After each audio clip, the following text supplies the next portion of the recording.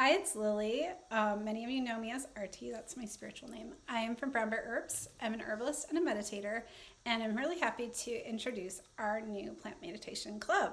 And plant meditation is a really awesome way to get to know plants and plant medicine and also flowers and gemstones through meditation, which is an intuitive way to get to know something. So in order to explain why that is such a great process, I first wanted to tell you about meditation. There are two things that make plant meditation work better. And the two things are having a daily meditation practice, which I will explain how I do that. And then the other thing that makes it go really well is being in a group and sharing your experiences, because then you have the wisdom of many people to see overall themes. Because one reason why you want to have a daily meditation practice is to understand who you are, to understand your baseline and like how your mind works, and when different things come up in your mind, and to be able to like center yourself.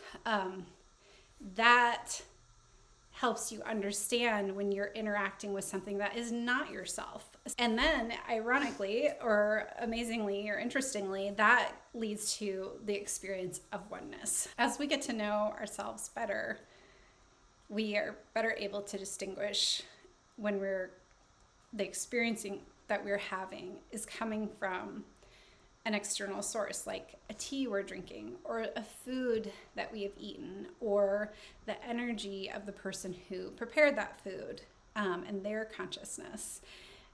Or, if we touch another person, like how are their emotions impacting ours? Or when we pray and we connect to other areas, other worlds in a way, because our world can be very different than even somebody having a different experience in another state or part of this physical world. Not to mention connecting to other types of energies out there. That's getting a little off topic. But my father taught me to meditate when I was about 5 or 6. And I wasn't super into it. It was a bit of a chore. But I did have some early experiences of miracles when I was a child, and then of praying to Goddess and receiving from my prayers, receiving what I prayed for. And that taught me to be very, very careful about what I wished for, because I felt like my prayers were being heard. So instead of making me greedy and wanting to ask for all sorts of things, it had kind of the opposite effect of making me take my intentions very seriously. As I became more independent as a teenager, I was like, nah, this is not happening.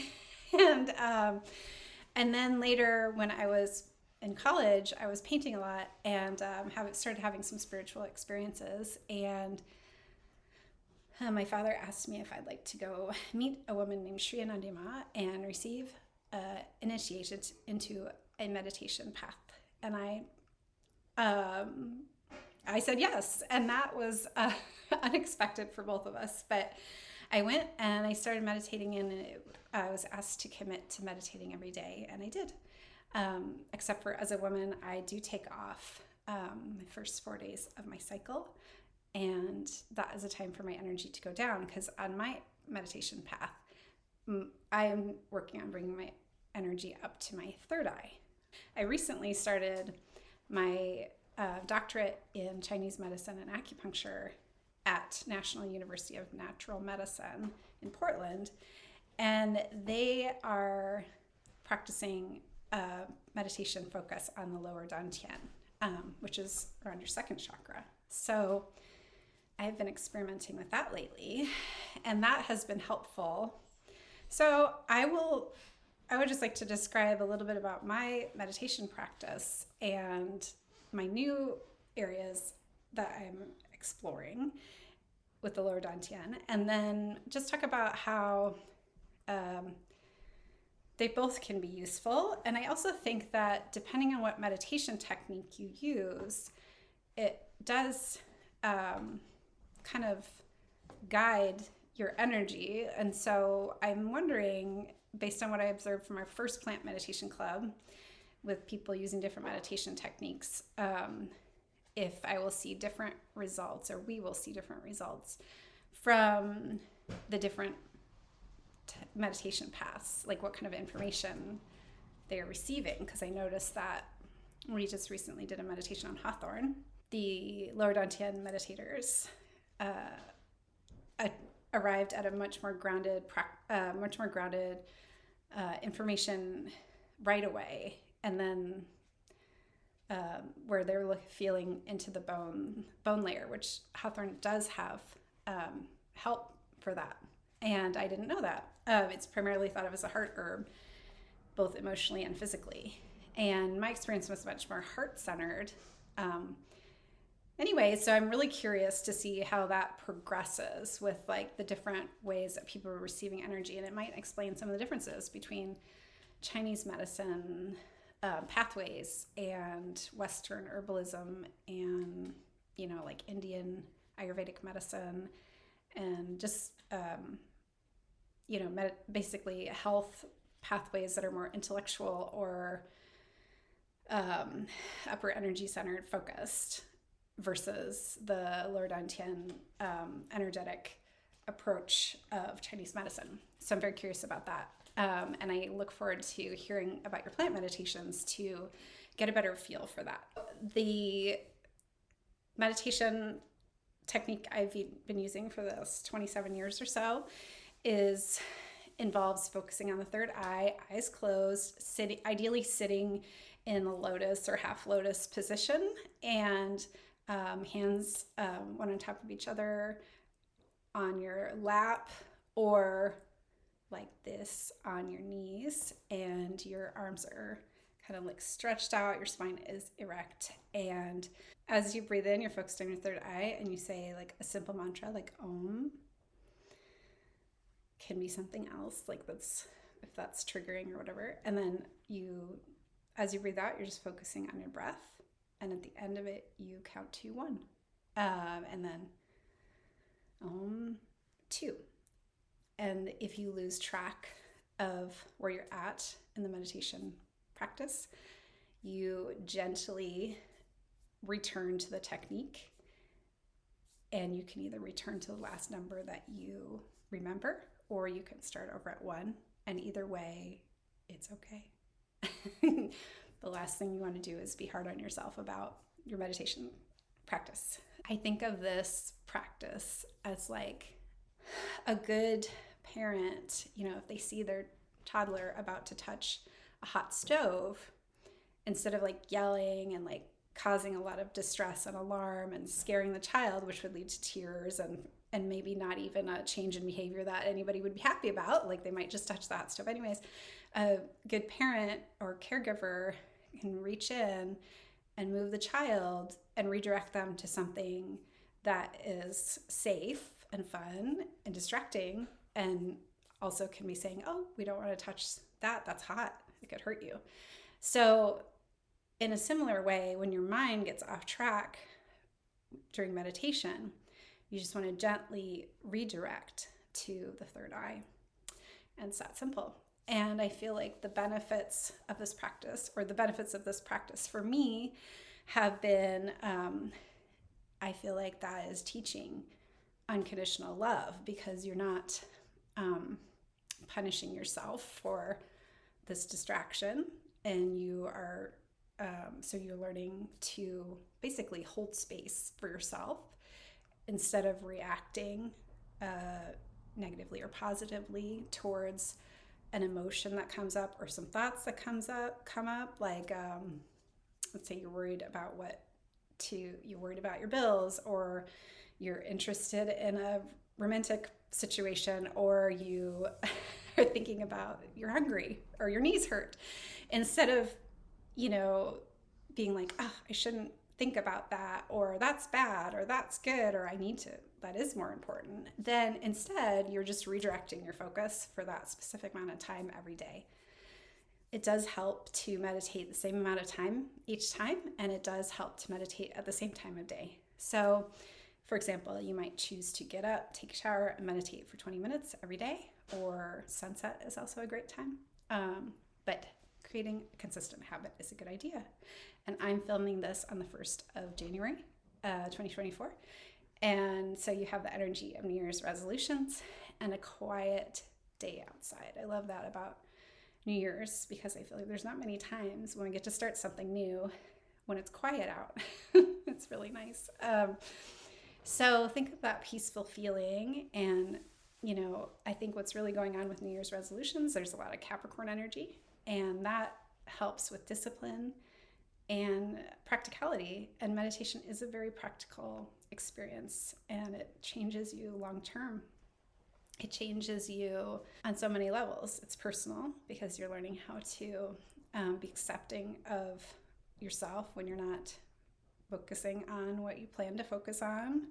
And when you have that ability within yourself, it becomes easier to do that, to share that with other people. I watched my father my whole life. He was a daily meditator. And when I first met, when I first was aware of him, he had a really bad temper. And I would say that he had almost no fuse. And just bringing a lot of emotions up just to think about it. And a lot of times I felt like his meditation practice was like something that he used in a similar way that someone would use alcohol, where it's like an escape method for him. But unlike alcohol or a drug of abuse, it is something that does work over time. And in his later years, I saw him develop a fuse. And it was about, I'd say, like, for a while, it was like, when I first noticed it, it was about like a 10 or 15 minute fuse. And I was like, oh my gosh, my father is thinking before he like hits the rage stage, and it is amazing. And I know this is because of meditation, and I know how much he has changed, and how 10 or 15 minutes fuse time for him is like night and day in a lot of ways.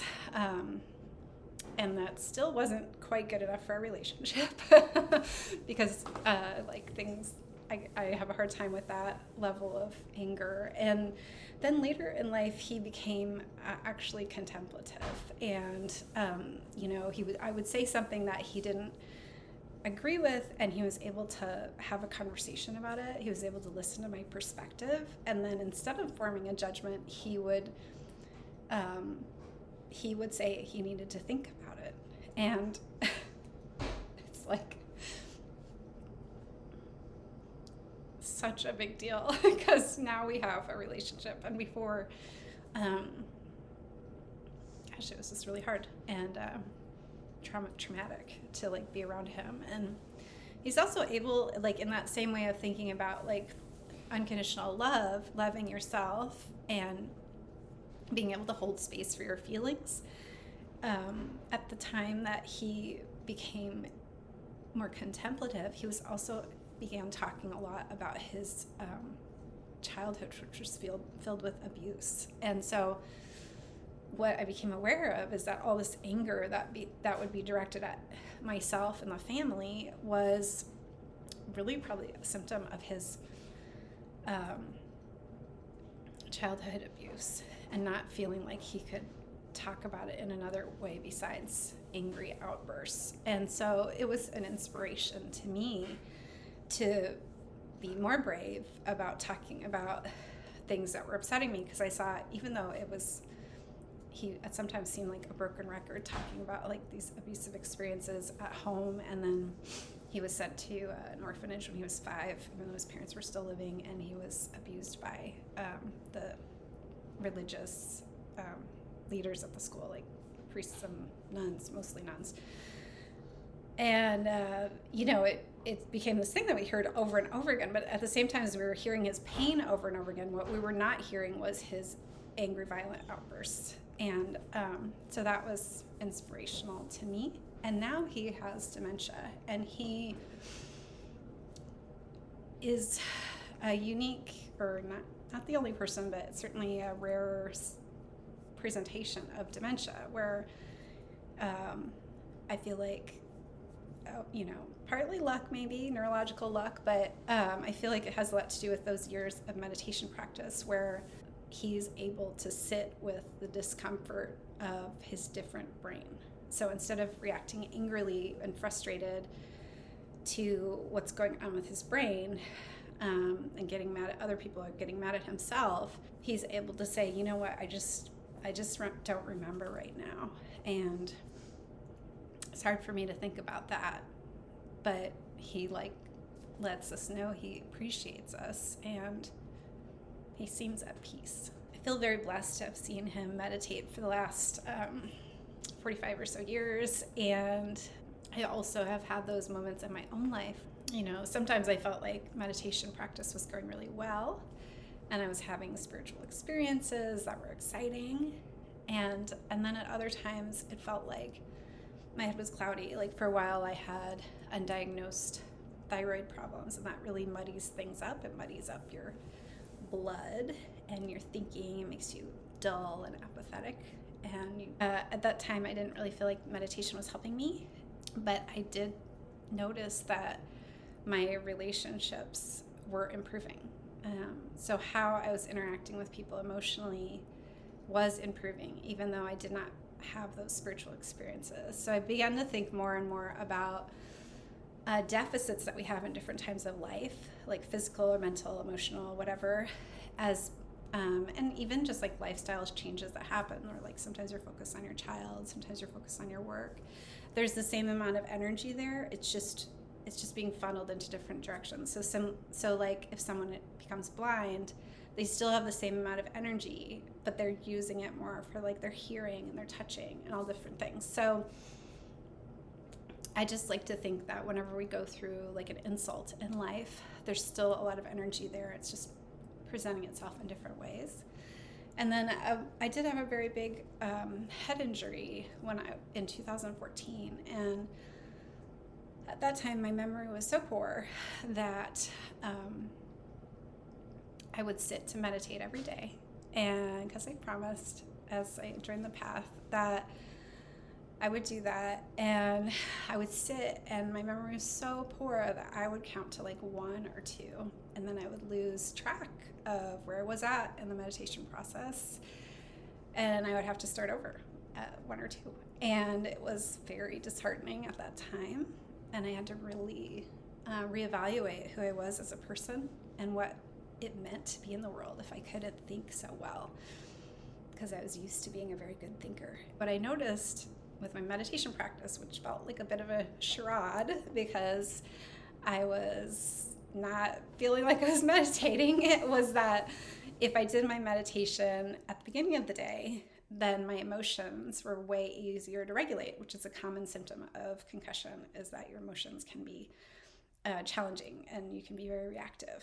And then if I did my meditation at the end of the day because I'd forgotten or not prioritized it, then I wouldn't have had that benefit. So I learned that even if your meditation isn't exciting, it is benefiting you. So it might not be like flashy lights, but it's improving your relationships, or it might be that you're just able to regulate your emotions better. And I think that there's a lot of people who feel like that's important to becoming more of the person they want to be. So then with the recent refocusing on the lower dantian, first of all, I will say that most spiritual teachers recommend that you stick on one path and just keep going with it.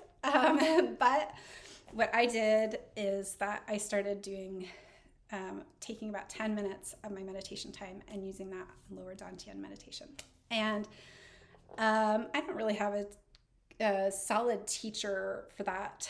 So I'm just going to say what I did and what I've seen other people do. One thing you can do is like put both your hands over your second chakra, a couple of fingers below your belly button, and then like breathe into that area. Or I often will just, sit in the same position as I would my regular meditation, eyes closed, and just fill up that area, my pelvis, with my energy there instead of up here.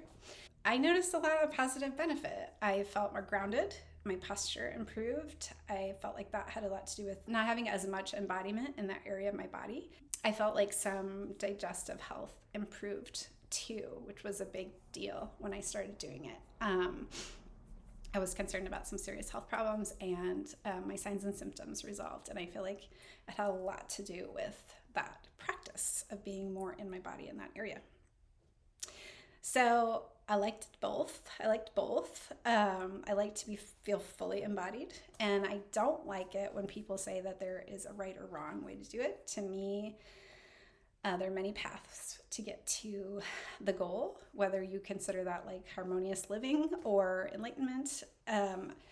I do think that there are pros and cons of each path. Like if you're really focused on your second chakra, some people can get sidetracked by sexual energy and desire. And then if you're really focused on your third eye, you can get self-indulgent with spiritual bypassing. So either way, you can just become like part of meditation is awareness. So you see that happening, and you know, if you're bypassing because you're just like checking out during meditation, you feel like great, you're in la la land, but you're not thinking about like how you can help people who are suffering in the world. Then you get grounded and you do some work helping people. Make that part of your practice too. And if you are stuck in like the sexual world, then bring it up. I was kind of interesting to know so much about Vedic kind of meditation philosophy, and then overlay it with the Chinese practices like Qigong and stuff. And I'm just heard a lot about various Eastern philosophies from my father growing up. He's really into like all of it. But I still feel like very much a novice because it's not integrated into part of my like daily practice for very long. But like in the Indian tradition that I'm part of with Sri Anandi Ma, who I'm very grateful for her for changing my life so much, improving my life and health and everything, through the connection to her energy and guidance with my practices. The idea is like the Kundalini, the Shakti energy is like the feminine principle, and it like once awakened wants to rise and like go upwards and meet the male principle, which is up. And then in the Qigong philosophy, it's like the the yang, the white light is up and descending, and the yin is down and ascending. In a lot of my meditations about relationships and problems that come up is that this idea that we're supposed to meet at the heart, and the male and female principles are in all of us, and some of us, you might look one way and have one kind of body but be a little different direction, but there's this idea that you meet at the heart. And one of the colors associated with the heart chakra is smoky gray. And so that's a nice ethereal mix of white and black, and perhaps the feminine and masculine. And then the image of the heart chakra is the upper and lower triangles intersecting, coming together. So wherever you are, you can think about that. Okay, so I think I've covered enough things about why meditation is important to me and what I've observed. So when it comes to plant meditation, it's a pretty simple practice. If you have your daily meditation practice, you have like kind of a sense of where you are at and who you are. And then you take some tea. If you participate in the Plant Meditation Club through Brownberry Herbs, we'll send you an unknown herb to take. We're doing some Western herbs, and we are doing some Chinese herbs. And we're also doing flower and gem essences, and they all will be unknown until after you've had a chance to meditate with them. And it's a really fun way to learn about the herbs because you don't have a bunch of preconceived notions about what the herb is for.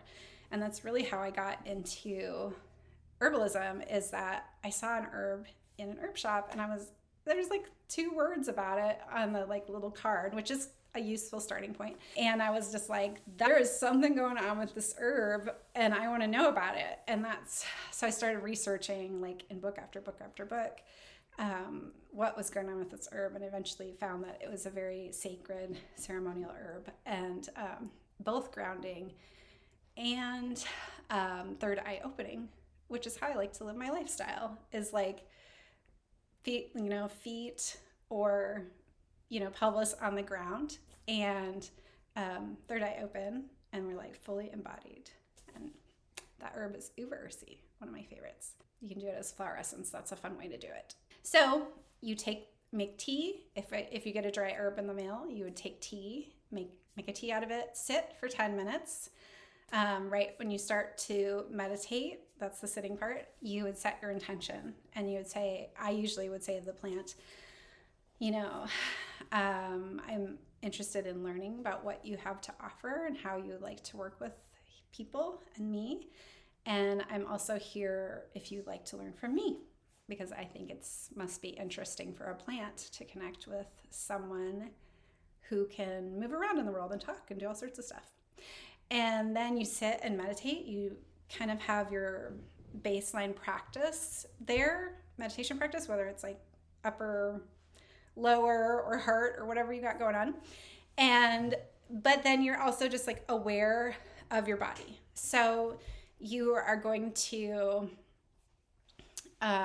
feel like, is the energy shifting? Sometimes with the plant meditations, you might feel a condition that the plant is good for, or you might feel a release in the area. Like, for example, if it's a lung herb, you might feel like your chest opening up and warmth and like a lot of fiery energy, like oh, you're like, okay, if somebody has like a stagnant, cold, damp situation, this herb would be like really invigorating and like bring them to life. Or you might feel like constriction and like start to feel a little bit of discomfort there, and like, so like you're understanding what that person's going to be feeling like who would benefit from the herb. So it can manifest either way.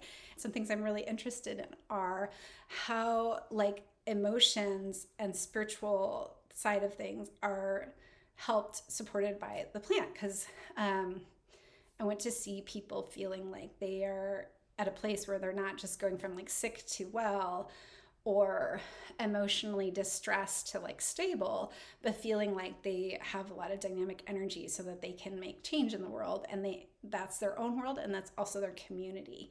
And so that's thriving.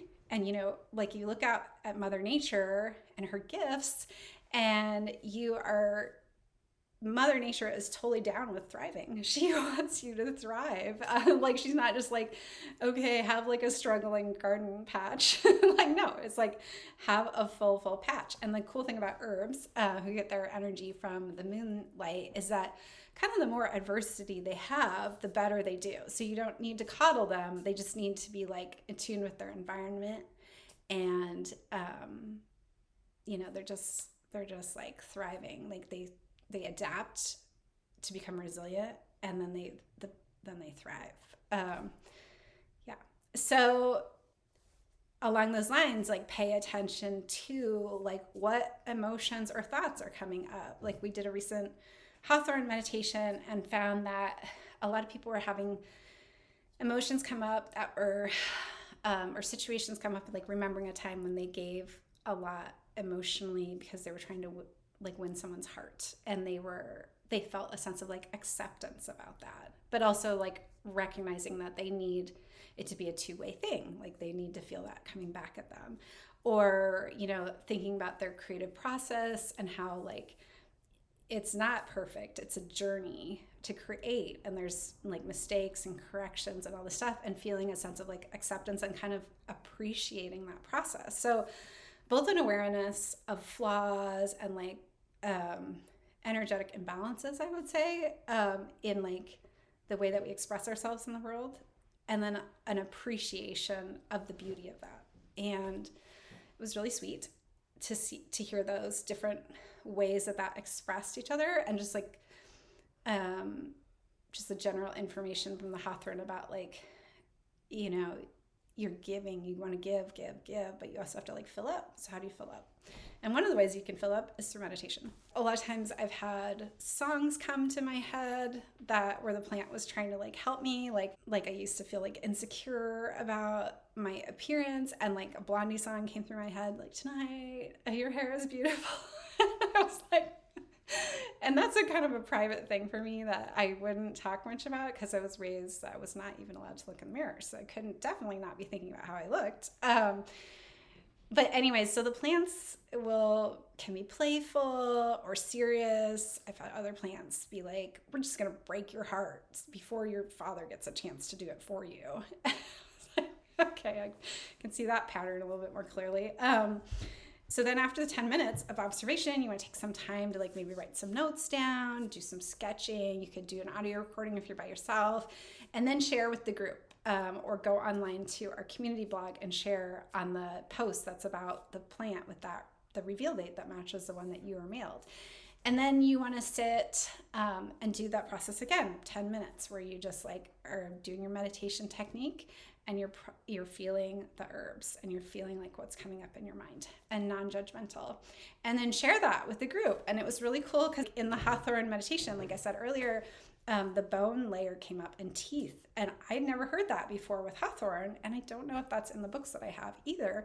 But then when I did research after the fact, there are medical studies that are going on right now. Like people are working to confirm or deny bone health support from Hawthorne, and they're finding that it's true. So you can learn about things you wouldn't learn about in books by doing this, or from teachers. You are learning from the plant, and you're learning from the mini collective consciousness of the people that are experiencing this with you, whether they are in the room with you or they're spread out and you're connecting through our community blog at brownbearherbs.com.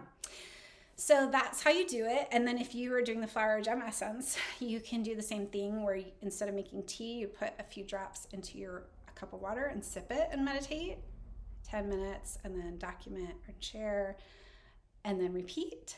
But with kind of like, that's why it's really good to like connect through the blog, even if you come to an in-person meditation or a Zoom meditation, which there will be both, is to collect more information over the next few days. Maybe continue taking the tea a little bit, or continue taking the flower and gem essence, and see, did you have a dream that seemed different, seemed related to the plant, not your normal self? Did you notice things shift in the way people are treating you? Plants shift the way things are around us because our energy has changed. It's so fun. So my hope is that many hopes, is to connect with more people in the community in a meaningful way. I think that's become hard with like a lot of computer interactions being more superficial, but this is a way that we can connect in a way that I feel is very meaningful and helpful, because not only is it a cool experience to interact with the plant, it's also meaningful to share with other people and realize how much the intuition and inner experiences of other people has to offer you. And then it's really cool because later on, you might find that you need an herb and you have that friend. You have a friendship with an herb that can help you already. And that plant is gonna be much easier. It's gonna be much easier for them to help you, because you're gonna be like, oh, that reminds me of this feeling I had in that plant meditation, or that feels like that plant is trying to get my attention again. And that can easily happen with you. We all have that intuitive ability. And then encouraged meditation, which I think is good for everybody. It shifts our community's regular meditation practice, has been shown to reduce crime rates.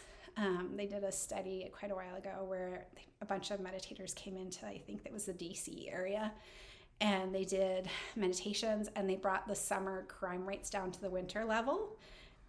I mean, that's radical.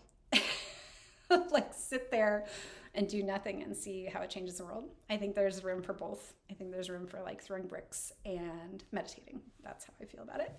I hope that you will join us with the Plant Meditation Club. You can subscribe to the plants at brownbearherbs.com, plant meditation page, and then you can participate at brownbearherbs.com at the community blog. And then there will be events in Portland in-person meditations at NUNM and most likely at my house. There will be online events through Herbalists Without Borders. I'm on the board of directors with them. They're a great organization to get involved with. And most likely there will be some more regular Zooms in the future too as people get involved. So participate and enjoy. I hope you have a great day.